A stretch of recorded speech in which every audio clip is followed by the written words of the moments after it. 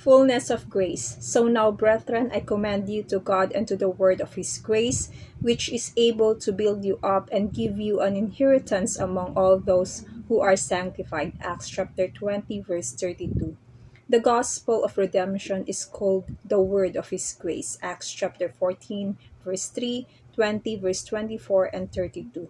The scriptures are literally held together by grace. Grace justifies all who believe. Romans chapter 3, verse 24, Titus chapter 3, verse 7. Grace brings all blessings. John chapter 1, verse 16, Ephesians chapter 1, verse 7, and 2, verse 7. Grace brings salvation. Titus chapter 2, verse 11 to 13. Grace is the source of answered prayer. Hebrews chapter 4, verse 16. Grace transforms lives. 1 Corinthians chapter 15, verse 10. Grace enables believers to make great sacrifices. 2 Corinthians chapter 9, verse 8. Grace comes through faith. Ephesians chapter 2, verse 8 to 9. Grace is only pure grace when it is devoid of works. Romans chapter 11, verse 4 to 6.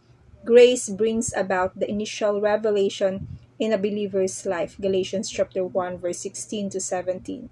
Grace can be received in vain. 2 Corinthians chapter 6, verse 1. Grace can be frustrated. Galatians chapter 2, verse 21. Grace can be fallen from back into a life of religion and legalism. Galatians chapter 5, verse 4. Grace reigns through righteousness and is stronger than sin. Romans chapter 5, verse 20 to 21.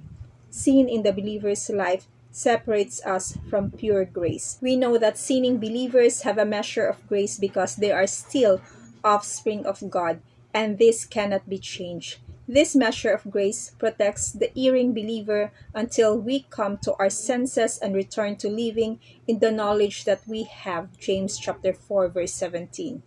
Grace is bestowed fully upon the believer at salvation, but knowledge of its benefits is determined by the love affair the believer has with the Christ in us. This love affair with Christ is the main issue with the Heavenly Father who birthed the believer. 1 Peter chapter 2, verse 23. The seed from the Father is Christ. Colossians chapter 1, verse 26 to 27. And the Father will never tolerate anyone misusing his Son's life through riotous living. Remember, whom he loves, he chastens. Hebrews chapter 12, verse 6. The misuse of grace litters the pages of the New Testament. There was the failure of Israel and the first Pentecostal church to live by grace. In the beginning, the Jews were the custodian of the gospel. Romans chapter 1, verse 16. But their rejection and hatred of John the Baptist, Matthew chapter 3, verse 7, Jesus, Matthew chapter 12, verse 24 to 27, and the early disciples, Acts chapter 4, verse 1 to 31, caused God to bring destruction upon them, Romans chapter 11. Israel was scattered among all the nations, and God ceased to deal with her as a nation. The failure of the early church to grasp grace is seen beginning in Acts chapter 5, 6, and 15.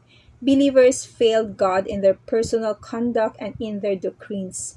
They began mixing law and grace, which nullifies both from being truth.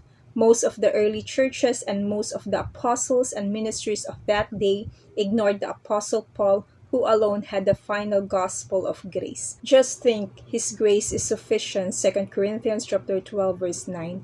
If you're in love with Christ, he is all you need. To God be the glory. God bless you.